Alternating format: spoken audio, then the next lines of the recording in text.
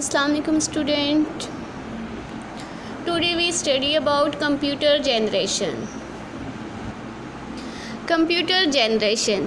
Each generation of computer is characterized by a major technology development, the fundamental change, the way computer operate, resulting in increasing smaller, cheaper, more powerful and more efficient and reliable devices. Read about each generation and the development that led to the current devices that we use today. You are seeing now a generation table, computer generation table. ये आप लोगों को notes bye notes जो provide किए गए school से उसमें आप देख लेंगे। इसे पढ़ना कैसे है ये मैं आप लोगों को बता देती हूँ। यहाँ देखिए आपको जो है कॉलम्स और रोज़ नज़र आ रहे होंगे। तो इसमें जो है 6 कॉलम्स हैं और 11 जो है वो रोज़ बने हुए हैं। ठीक है, फर्स्ट कॉलम में आप देखिए पीरियड है, उसके बाद first generation, second generation, third generation till fifth generation. Fifth generation तक आपके ये कॉलम डिज़ाइन हुए हैं। पीरियड्स में क्या है, जितने भी पीरियड्स हैं इसके पीरियड्स में हमने डाला है मेजर इन्वेंशन क्या क्या थी, फर्स्ट जनरेशन में क्या थी, सेकंड में क्या थी, थर्ड में क्या थी, फोर्थ में क्या थी और फिफ्थ में क्या थी। According to size of the computer, first generation में कितना साइज़ था, फिर उसके बाद जो जनरेशन आई उसमें क्या हुआ, इस तरह जो चेंजिंग्स आई हैं वो हमने कॉलम्स और रोज़ में डिवाइड कर दिया।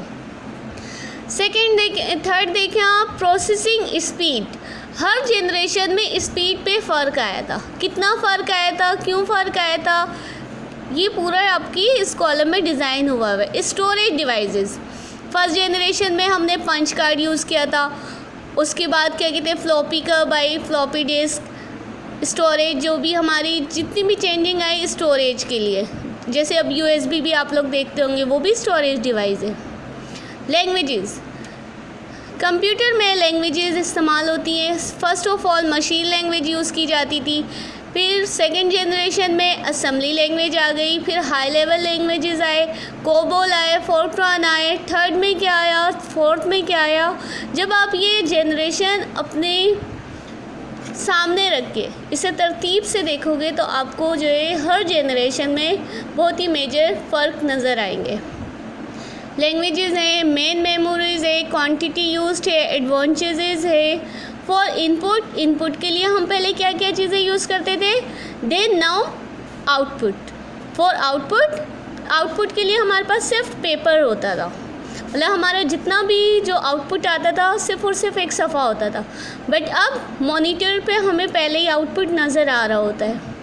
तो ये सारी जो भी चेंजिंग्स हैं जनरेशन्स, ठीक है, जो भी चेंजिंग आई, जितनी भी आई, कब आई, बाय एयर आपको इस बुक में भी नज़र आएगी। बुक में पेज नंबर 11 पे आप देखें, हेडिंग है जनरेशन ऑफ कंप्यूटर। चलें जी फर्स्ट जनरेशन देखते हैं। फर्स्ट जनरेशन कब से कब तक थी, 1940 से लेके 1956 तक, ये हमारी फर्स्ट जनरेशन का ड्यूरेशन है। स्टडी आप बगौर होके ख़ुद से रीडिंग कीजिएगा। मैं इसकी जो मेन पार्ट्स हैं वो आप लोगों को बता देती हूँ कि हम फर्स्ट जनरेशन में जो है थाउजेंड्स ऑफ वैक्यूम ट्यूब जो है वो यूज़ करते थे और कंज्यूम्ड लोड्स ऑफ पावर, बहुत ज़्यादा मतलब कि पावर जो है ये लेता था। Generate large amount of heat, बहुत ज़्यादा हीट अप हो जाता था। ठीक है, लार्ज इन साइज़ में भी बहुत ज़्यादा बड़ा था। वेरी एक्सपेंसिव, इतना एक्सपेंसिव था कि आम बंदा तो ले ही नहीं सकता, बहुत ज़्यादा एक्सपेंसिव था। यूज़ मशीन लैंग्वेज, इसमें जो लैंग्वेज यूज़ होती थी वो मशीन लैंग्वेज थी। पंच कार्ड यूज़ होता था पेपर टेप के ज़रिए, पेपर टेप होता है पंच कार्ड, मतलब जैसे हम पंच करते हैं ना तो उस तरह से ये पंच कार्ड यूज़ होता था फर्स्ट जनरेशन में। फास्टेस्ट था calculating device, fasting calculating device हम कह सकते हैं कि जब हम खुद से कर रहे होते तो उससे ज़्यादा फास्ट ये काम करता था। इट मीन्स 5000 एडिशंस पर सेकेंड में कर देता था, इतना फास्ट ये काम करता था। और 350 हम कह सकते हैं कि मल्टीप्लिकेशंस, मतलब 350 मल्टीप्लिकेशंस ये पर सेकेंड में कर देता था। ये हमारी फर्स्ट जनरेशन थी। इसी के मुकाबले में अब हम देखते हैं सेकेंड जनरेशन में क्या क्या तब्दीलियाँ आई। सेकेंड जनरेशन जो है हमारी वो 1956 से लेके 1963 तक रहा। और इसमें जो वैक्यूम ट्यूब की जगह हम ये देखें, फर्स्ट में क्या था वैक्यूम ट्यूब, सेकेंड में क्या है ट्रांसिस्टर। वैक्यूम ट्यूब की जगह हमने क्या एडवांस लेकर आ गए, ट्रांसिस्टर। इसमें हम ट्रांसिस्टर यूज़ करते थे। और ट्रांसिस्टर यूज़ करने के अलावा smaller and faster than first generation, ये जो है जब हमने ये ट्रांसिस्टर लगाया तो ये वैक्यूम ट्यूब से थोड़ा छोटा था, मतलब वैक्यूम ट्यूब के मुकाबले में ये छोटा था और उससे भी ज़्यादा फास्ट काम करता था। चीपर एंड मोर रिलायबल, उससे सस्ता था थोड़ा और रिलायबल भी था। More energy efficient, still generate loads of heat तो इसमें भी थी लेकिन पहले के मुकाबले में कम थी। Used magnetic core technology, core जो वायर, जो कोर अंदर जो वायर्स होते हैं उसमें जो कोर से वो हुआ होता था तो वो था ट्रांसिस्टर में। सेव इंस्ट्रक्शंस इन मेमोरी, इसमें एक और चीज़ क्या थी कि हमारी जो भी इंस्ट्रक्शंस थी वो इसकी मेमोरी में सेव होने लगी थी। यूज्ड मशीन लैंग्वेज तो यूज़ होती ही थी बट उसके साथ साथ असेंबली लैंग्वेज भी इसमें यूज़ होने लगी। इसी तरह देखें थर्ड जनरेशन में क्या था, थर्ड जनरेशन जो है 1964 से लेके 1971 तक रहा। इसमें जो चेंज था सबसे बड़ा वो इंटीग्रेटेड सर्किट था। इसे हम IC के नाम से भी पढ़ सकते हैं, मतलब कि ये काफ़ी जगहों पे इसकी एब्रीविएशन IC है। IC means integrated circuit. इसमें जो वैक्यूम ट्यूब और ट्रांसिस्टर की जगह जो चेंजिंग हुई थी सबसे बड़ी वो थी इंटीग्रेटेड सर्किट आ गया था। स्मॉलर एंड फास्टर था, ये सेकेंड जनरेशन के ट्रांसिस्टर से भी छोटा था और फास्ट काम करता था। चीपर देन सेकेंड जनरेशन से भी सस्ता था।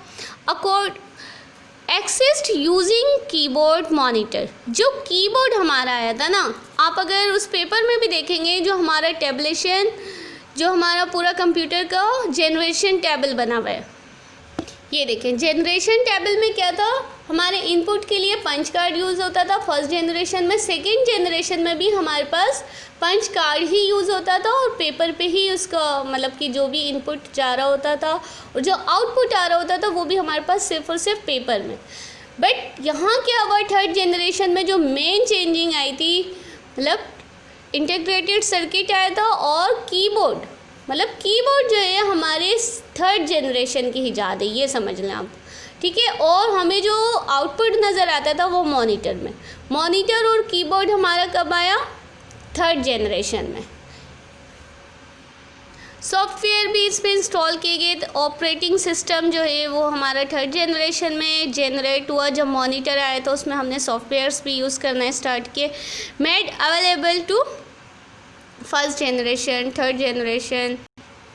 अब देखिए फोर्थ जनरेशन में क्या था, फोर्थ जनरेशन में ये कि 1971 से लेके प्रेजेंट माइक्रो प्रोसेसर, इसमें क्या यूज़ होता है, ना वैक्यूम ट्यूब है, ना ट्रांजिस्टर है, ना ही इंटीग्रेटेड सर्किट है, बट हम जो है माइक्रो प्रोसेसर, ये आपने देखी भी होगी, एक चकोर सी चिप होती है ये जो माइक्रो प्रोसेसर कहलाती है। CPU में कंप्यूटर के अंदर जो है मदरबोर्ड पे ये लगी होती है।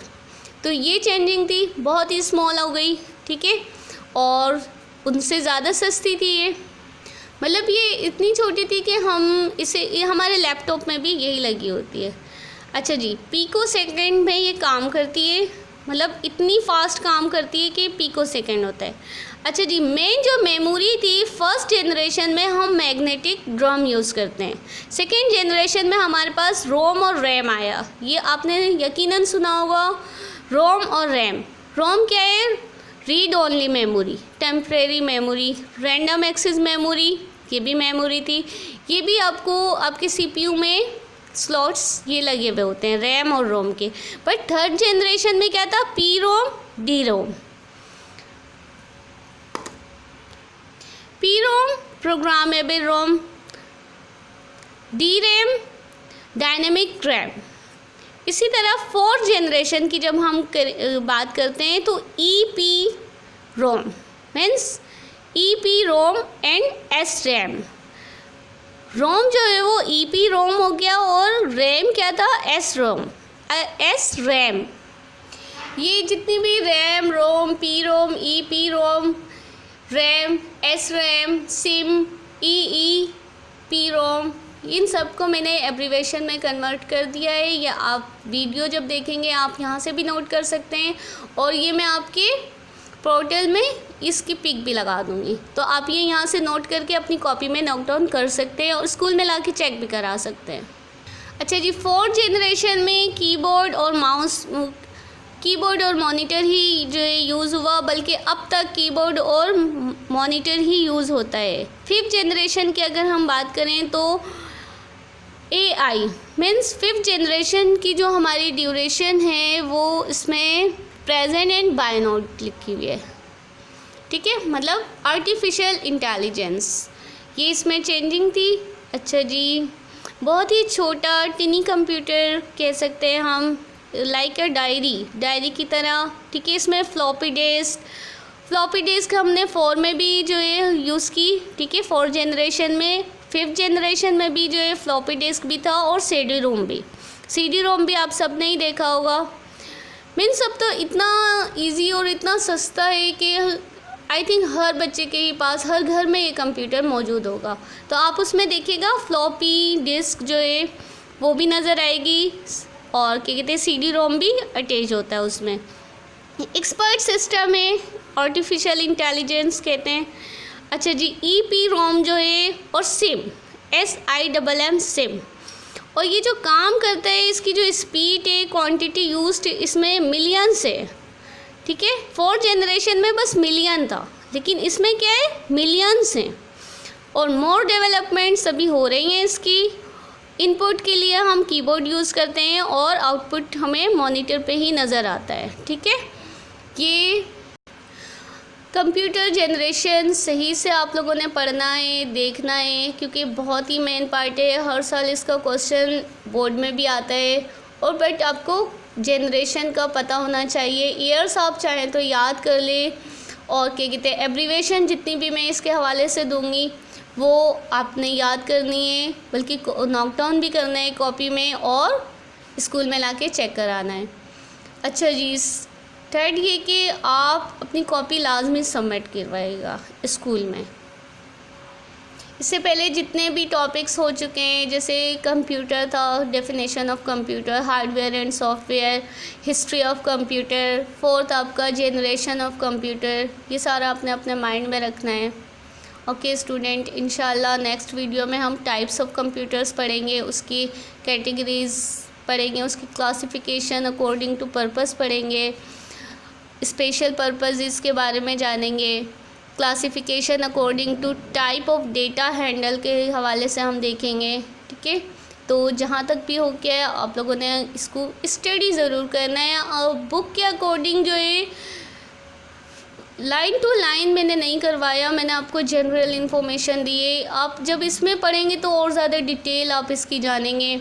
जो भी क्वेश्चन हो आपने अपनी कॉपी में नोट डाउन करके स्कूल भेजना है, या स्कूल में आके आपने पूछ लेना है। जो भी कन्फ्यूजन हो आपने लाजमी पूछना है, ठीक है। आपने बताना है कि आपको क्या चीज़ समझ नहीं आई। इंशाल्लाह आपकी जो भी प्रॉब्लम होगी वो सॉल्व हो जाएगी। चलें जी, पेज नंबर 12 तक आप लोगों का होमवर्क है, ठीक है। आप लोगों ने स्टडी करना है सही से, अपने कमेंट्स मुझे बताने। अल्लाह हाफ़िज़।